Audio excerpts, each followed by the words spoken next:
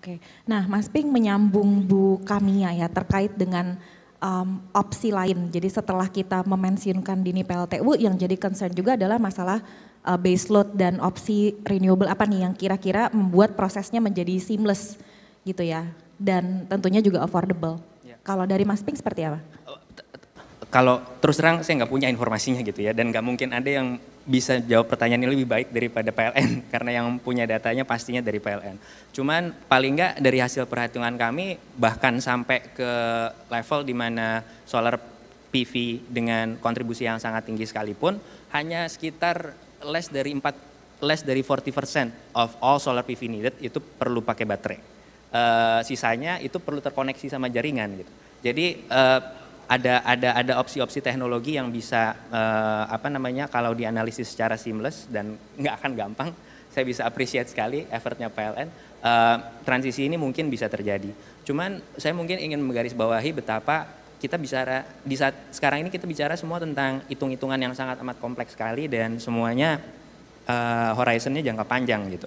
Banyak sekali analisis-analisis termasuk dari IEA, dari IRENA dan lain sebagainya itu mengandalkan proyeksi future cost dari generation renewable energy generation. Kalau bisa ditampilkan salah satu slide, banyak sekali perhitungan kami itu bergantung ke asumsi bahwa di tahun 2050 dari sekarang sampai tahun 2050 solar PV itu akan turun terus gitu dan turunnya masih lumayan walaupun 10-20 tahun terakhir benar-benar terjun payung gitu ya. Kalau ini nggak terjadi aja, kalau ini hanya terrealisasi 50%-nya aja, bisa tolong slide yang ini. Jadi yang pojok sebelumnya. Ya, ini proyeksi harga tadi. Kalau ini terjadi maka yang energy mix akan didominasi dengan solar power. Tapi kalau ini nggak terjadi maka slide berikutnya energy mix itu nggak lagi didominasi dengan solar power, tapi ada peran geothermal, bioenergi dan panas bumi dan air dan PLTA di sana. Dan kontribusinya lumayan besar gitu. Dan ini semua lagi-lagi penuh dengan ketidakpastian dan sangat kompleks gitu ya. Poin saya mungkin ada elemen-elemen lain juga selain elemen financing yang perlu digarisbawahi tadi udah disentuh sedikit mungkin sama Pak Rahmat, masalah membangun industri, masalah supply chain.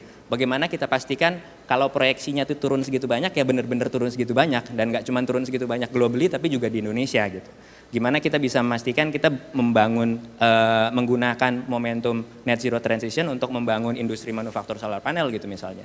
Jadi elemen-elemen ini adalah elemen yang menurut saya kontribusinya bisa besar sekali karena bahkan dari segi cost pun kalau ini kejadian maka costnya tadi kan 5-26% tuh. Kalau ini kejadian costnya naiknya jadi 28-44%. Jadi 2 kali lipat.